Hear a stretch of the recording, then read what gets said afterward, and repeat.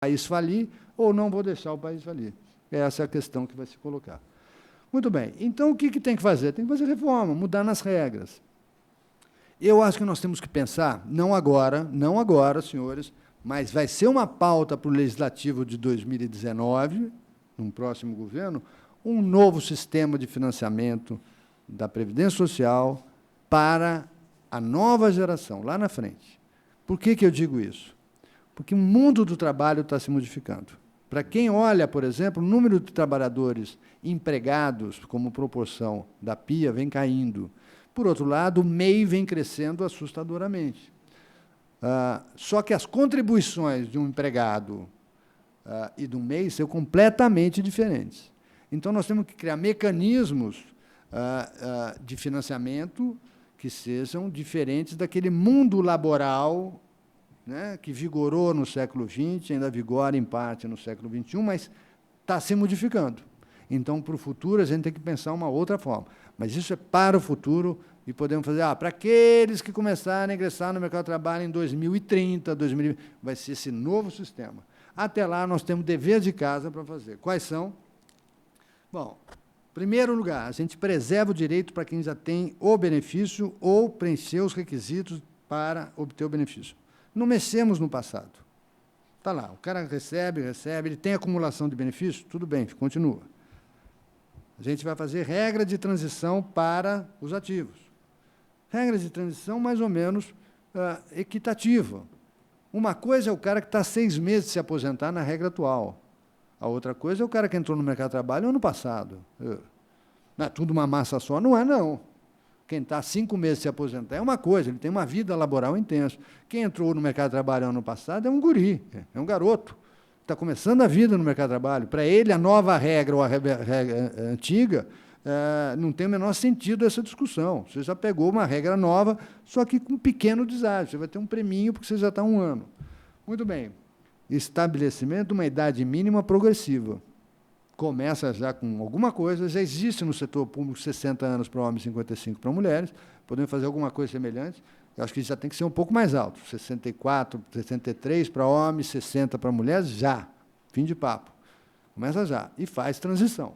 E vai subindo até 65, 66, vai olhando como é que está a tábua de mortalidade para definir. Reduzir até extinguir as aposentadorias especiais, professores, militares, PMs e outras, essas são as mais importantes.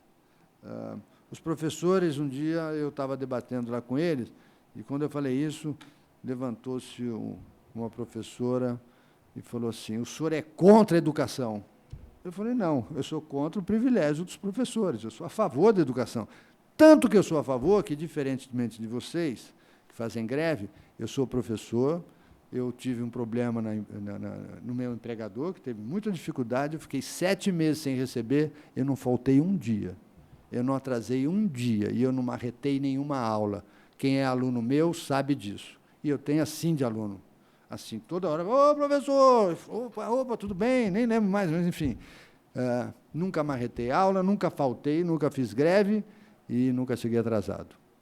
Eu sempre digo, o dia que minha mãe morreu, eu estava dando aula no intervalo, eu soube disso, minha mãe morava em São Paulo, eu dei a segunda parte da aula, fui para casa, e não tinha mais voo, eu dormi, 5 horas da manhã eu estava no aeroporto para ir para São Paulo, porque eu moro no Rio.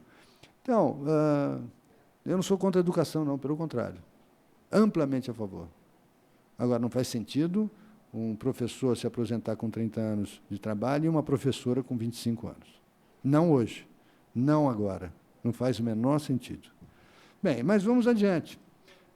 Reduzir até extinguir, não precisa ser já, a diferença entre homem e mulher. Ajustar as regras de pensão, semelhantes ao que são no mundo. Limitar a acumulação de benefícios. Eu não estou nem falando de acabar, mas limitar. Então, eu acho uma boa, por exemplo, a pessoa tem uma aposentadoria, tem um direito à pensão, vai receber, sei lá, 30% da pensão. Escolhe o maior benefício e 30% do segundo benefício. Tá bom, mas não 100%. Senhores, com os dados que eu tenho disponíveis, eu posso afiançar para vocês que existe mais de 100 mil beneficiários que acumulam 4 benefícios. Eu não estou falando 2, não. 4. 4. Não faz sentido. Bem, vamos lá. Eu acho que tem que desconstitucionalizar parte da Previdência, desindexar o salário mínimo do benefício assistencial e acabar com a paridade no setor público. Aumento para os ativos não são repassados para os inativos nunca mais. Acabou. Para os inativos é inflação. Garantia de renda real. Só isso. Só isso. Muito bem. É o que eu tinha a dizer. Muito obrigado e estou aberto às respostas.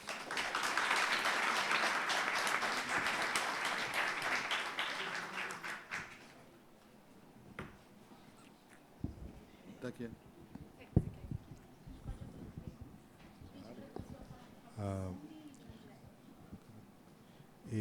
Eu vou abrir para perguntas do público.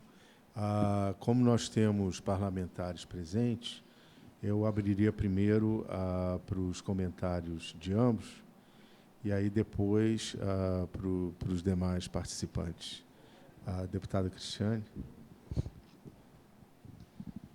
Professor, muito obrigada pelas suas considerações. Eu quero dizer que eu não sou contra a reforma da Previdência, tá? Vamos colocar as coisas assim.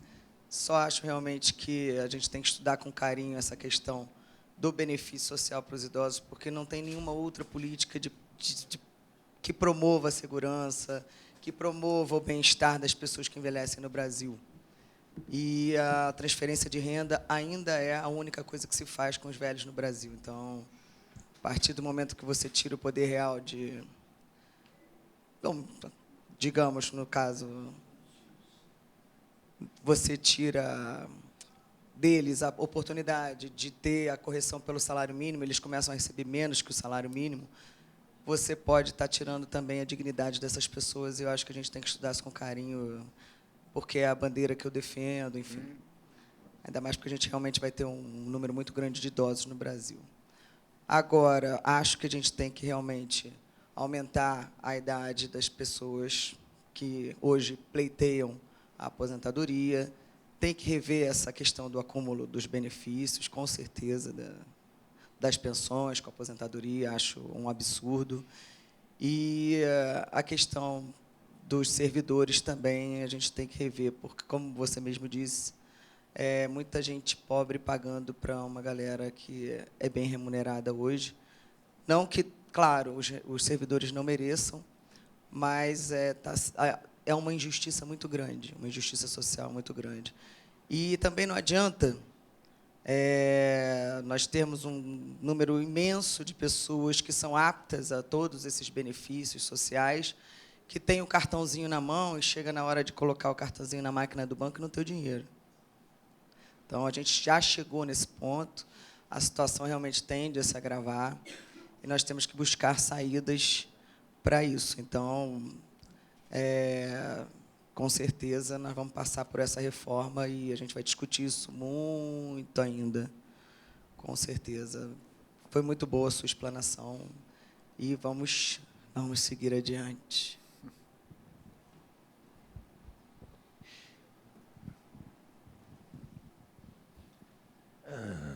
Parabéns, Bernardo, pela montagem, pelo convite ao Paulo. Parabéns também à deputada, querida deputada Cristiane, pela escolha do Paulo. Eu só lia o Paulo, não conhecia o Paulo.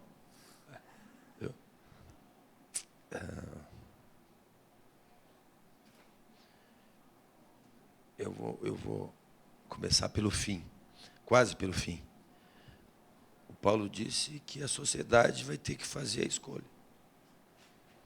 Terá que fazer a escolha. Que é rediscutir o modelo distributivo. Chegou o momento.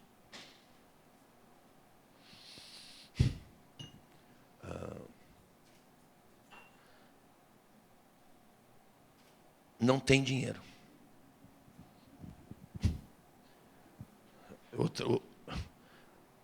não tem dinheiro. Nós vivemos na penúria fiscal. Aqui tem funcionário público federal na maioria. Eu também eu sou, de outra forma, eu sou deputado. Em nível federal, penúria fiscal. Eu mergulhei agora como relator da 241. Mergulhei durante 3 meses. É penúria fiscal. E até aí vai o meu pedido que você depois volte naquelas 2 transparências sobre a PEC 241 sem outras reformas. Acho que precisa. Tu fosse muito rápido. Até eu não pude fixar. Depois. Então, nós estamos numa escolha. E como parlamentar, nós somos 3 aqui. Não sei se tem mais algum lá atrás. O terceiro saiu. Não sei se tem mais algum lá atrás. Nós também não vamos ter escolha, viu, Cristiano? Se nós não assumirmos, agora nós parlamentares, este momento, tá? Daqui 2 anos, quase todos serão banidos da política. Vou fazer uma comparação muito grosseira, que agora todo mundo está analisando, tem uma comparação grosseira com o Donald Trump, que venceu nos Estados Unidos. Tá? Muito grosseira. Muito grosseira.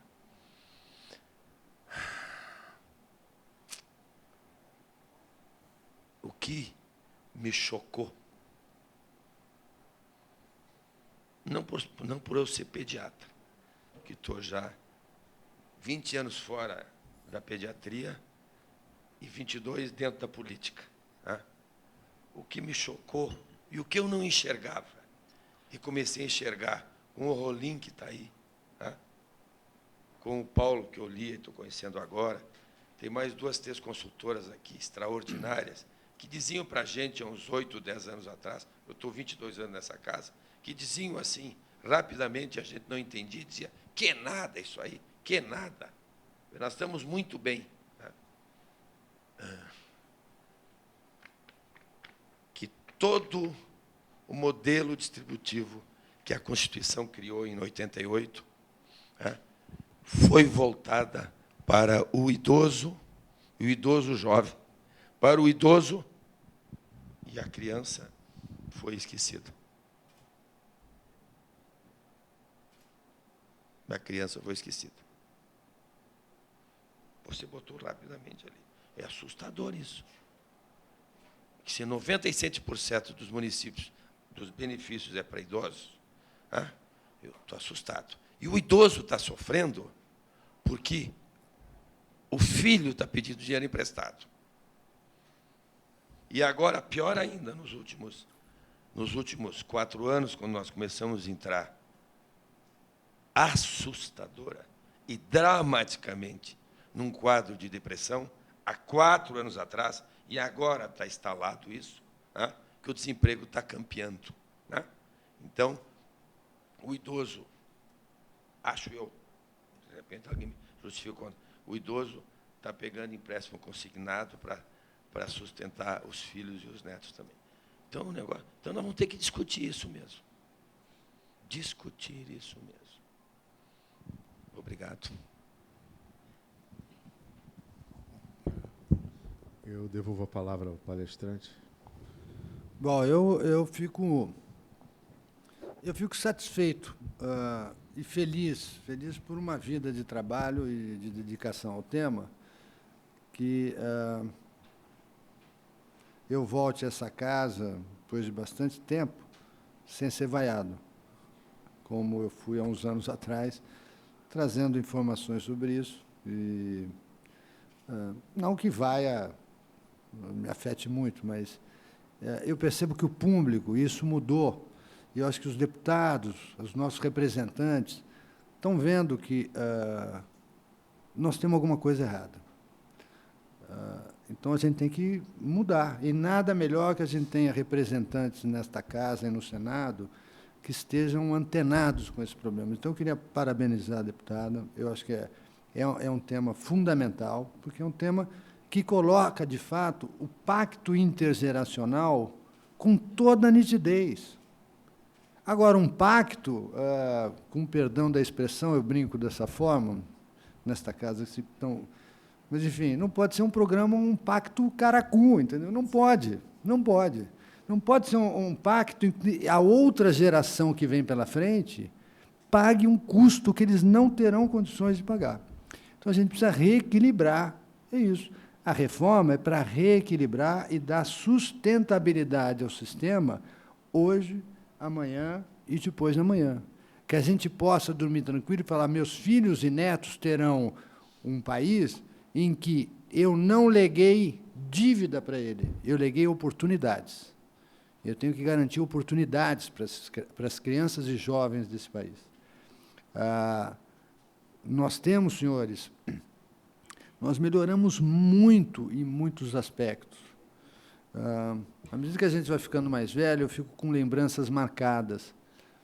Desapareceu do cenário brasileiro, por exemplo, aquela imagem das mães desesperadas em todo final do ano, começo do ano, em frente a um colégio público, querendo uma vaga para o seu filho. Desapareceu. Não tem mais isso. Para aqueles que são um pouco mais velhos, todo ano tinha isso, aquelas filas quilométricas das mães preocupadas em pôr seu filho na escola. Acabou. Nós resolvemos um problema. A oferta de vagas no Brasil hoje é suficiente para atender todas as crianças. O primeiro problema foi resolvido, e foi na década de 90. Mas nós tínhamos um segundo problema a resolver: qualidade da educação. E o tempo passou, e nós não resolvemos isso. Não resolvemos. A nossa educação é uma lástima, é uma tragédia. E, senhores, como é que nós vamos esperar que trabalhadores sejam competitivos, produtivos, sejam competentes para enfrentar um mundo competitivo que nós temos, se a educação nossa é pífia? É pífia. Senhores, eu não ia falar isso, mas eu vou falar. Eu vou falar. Assim, para aqueles como eu, que já são sexagenários, a gente assistiu o impacto no mundo do que foi a inserção do Japão no mundo global. O Japão simplesmente arrebentou a indústria automobilística americana. Arrebentou. Acabou. Acabou. Não tem mais outra possibilidade. Depois, vieram os tigres asiáticos. A Coreia arrebentou. A maior produtora de tecnologia hoje, de celular e tal, é coreana. Os carros coreanos estão também avançando, né? Com alta produtividade.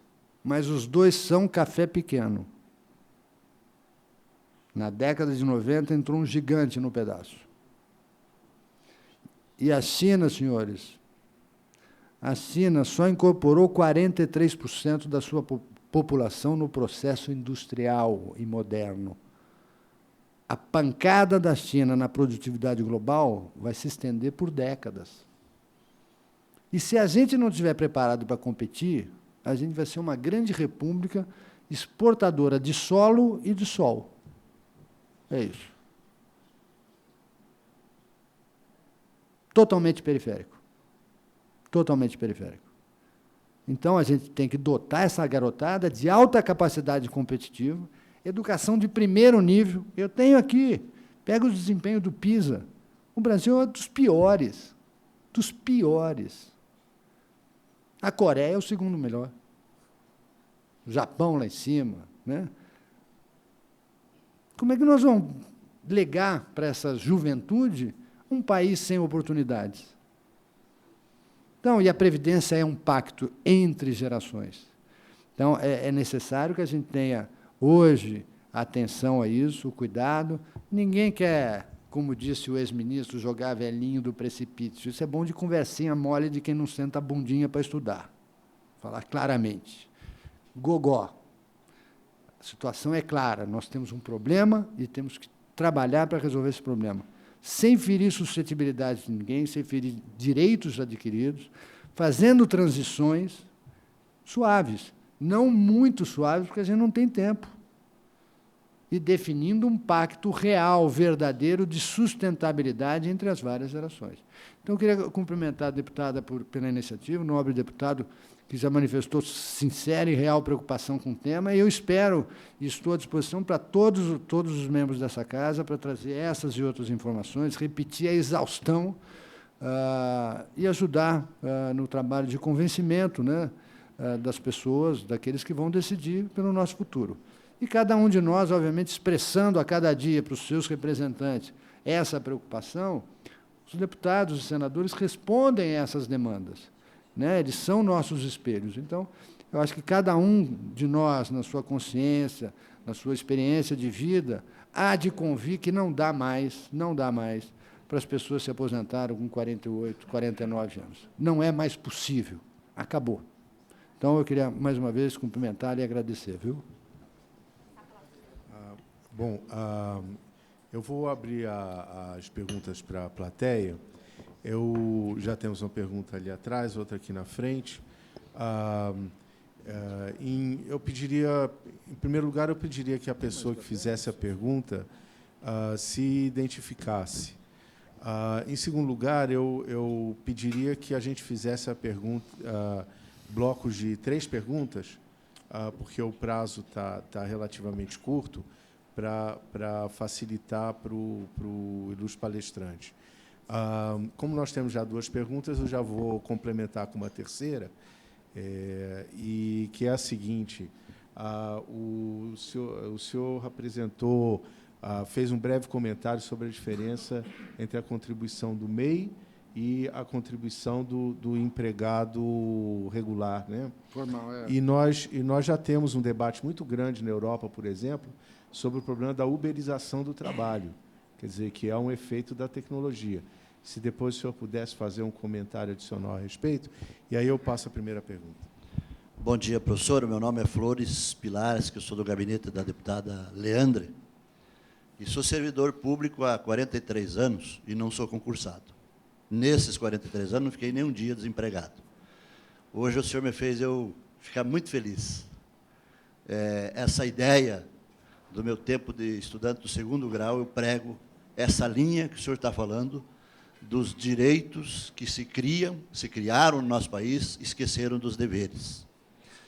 E a pergunta que quero fazer, e depois a sugestão aos parlamentares aqui presentes, e vou fazer para a minha também,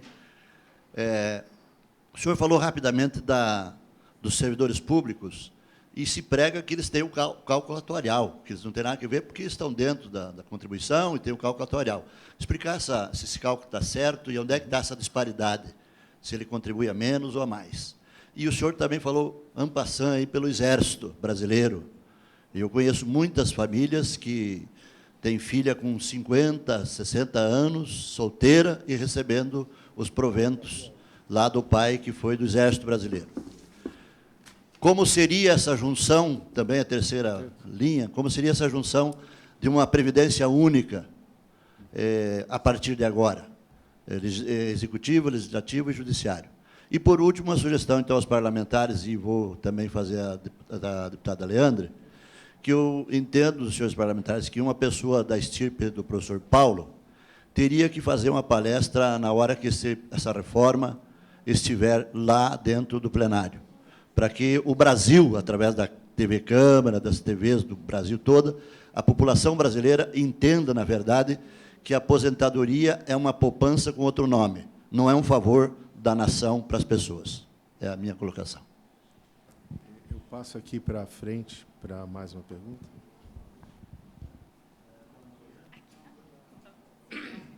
Bom dia. Eu sou da COBAP, Confederação Brasileira de Aposentados. Eu sou diretor. A pergunta que eu queria fazer, professor, né, como nós ouvimos muito isso dos aposentados que nós representamos, é o que a gente vê todo dia na imprensa, né? A gente vê e se divulga muito. É só jogando a Previdência para baixo, né? Jogando o sistema para baixo.